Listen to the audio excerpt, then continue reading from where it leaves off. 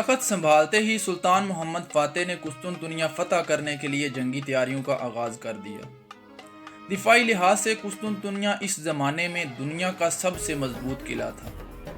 اس کی دیواروں کی موٹائی اتنی زیادہ تھی کہ گزشتہ 1000 سال میں کوئی بھی بیرونی فوج طاقت کے زور پر اس شہر کو فتح نہ کر سکی۔ آج بھی اگر آپ استنبول جا کر اس کی فصیل کی دیواروں کی موٹائی دیکھیں تو انسان کی عقل دھنگ رہ جاتی ہے۔ اس موٹی دیوار کے بھی کئی حصار تھے۔ ایک باہر کا حصار تھا کہ جو میدانی علاقوں کی طرف تھا۔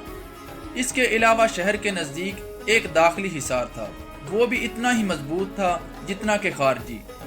پھر اس شہر کا جغرافیہ بھی اس کا سب سے بڑا دفاع تھا، یعنی اس شہر کے 3 اطراف میں تو سمندر اور چوتھی طرف خشکی ہونے کی وجہ سے یہ علاقہ تقریباً ناقابل شکست تھا۔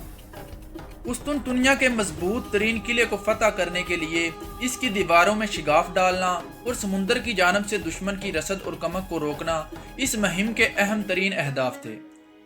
سلطان محمد فاتح نے پہلے قسطنطنیہ کے سامنے مشرقی سمت میں ایک بڑے قلعے کی تعمیر کی تاکہ بحرہ اسود کی طرف سے قسطنطنیہ کی فوج کو کوئی امداد نہ پہنچ سکے۔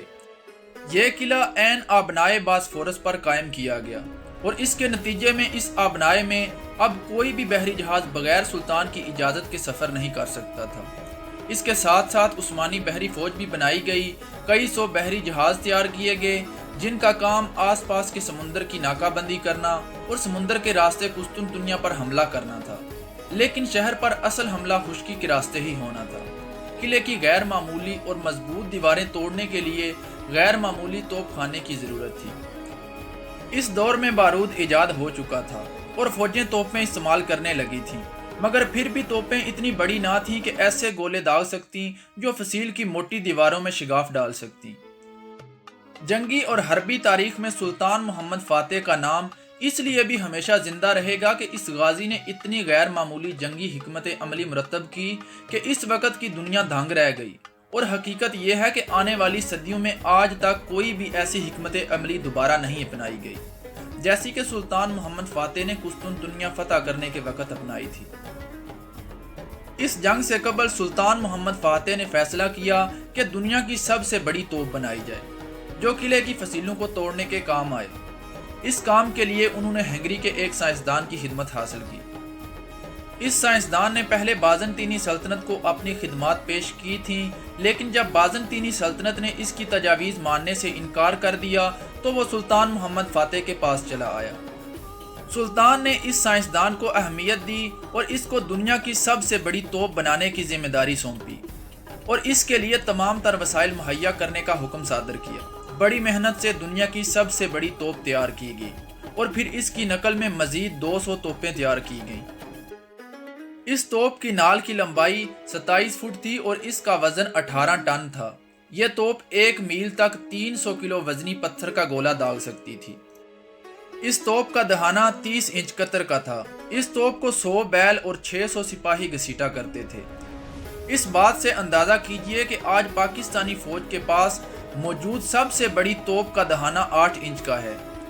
پاکستانی بحریہ کے بیڑے پر جو توپیں لگی ہیں ان کا دہانہ 5 انچ قطر کا ہے، جبکہ سلطان محمد فاتح کی بنائی ہوئی توپ کا دہانہ 30 انچ کا تھا۔ یہ اس وقت کی سب سے بڑی توپ تھی۔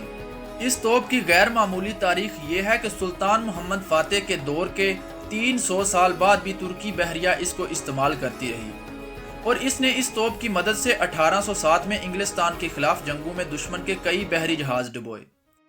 1860 میں خلافت عثمانیہ نے ان میں سے ایک توپ تحفے کے طور پر برطانوی سلطنت کو دی تھی۔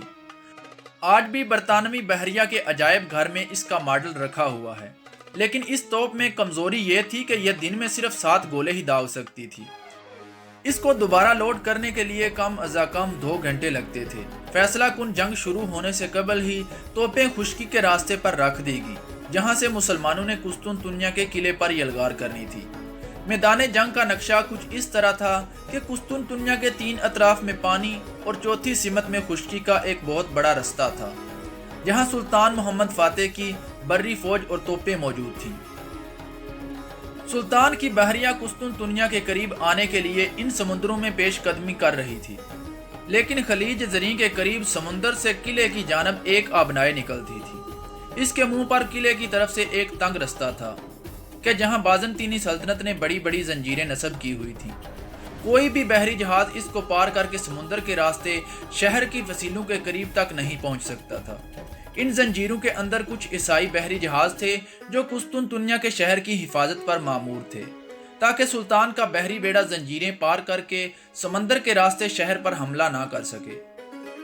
اصولی طور پر تو مسلمانوں کی طرف سے پورے شہر کا محاصرہ کیا جا چکا تھا، لیکن مسلمان فوجیں ابھی تک اس قابل نہ تھیں کہ سمندر کے راستے قسطنطنیہ شہر پر یلغار کر سکیں۔ خشکی کے راستے پر مسلمان توپوں کی بمباری قدرے سست تھی اور حملوں کی آہستہ رفتار کے باعث محافظین فصیل پر ہونے والے نقصان کی مرمت کر لیتے تھے۔ شہر میں مسلح محافظین کی تعداد صرف 10,000 تھی، لیکن قسطنطنیہ کا بادشاہ خود ان کی قیادت کر رہا تھا، گو کہ سلطان محمد فاتح کے پاس تقریباً 1.5 لاکھ فوج تھی، جس میں 20,000 ان جانساروں کے دستے تھے جو سلطان کے خاص محافظ تھے۔ قسطنطنیہ کے قلعے کی دیواریں اتنی مضبوط تھیں کہ تقریباً 2 ماہ تک گولہ باری کے باوجود بھی وہ دیواریں توڑی نہ جا سکیں۔ کئی مرتبہ سلطان محمد فاتح نے متبادلہ جنگی حکمت عملی بھی استعمال کی۔ سرنگیں اور خندقیں کھود کر قلعے کی دیوار کے نیچے سے بھی راستہ بنانے کی کوشش کی گئی۔ دوسری طرف قلعے کے محافظین بھی دفاع کی سرتوڑ کوشش کر رہے تھے۔ اس میں کوئی شبہ نہیں کہ اپنی بازنطینی سلطنت کے آخری قلعے کو بچانے کے لیے انہوں نے سر دھڑ کی بازی لگا دی تھی۔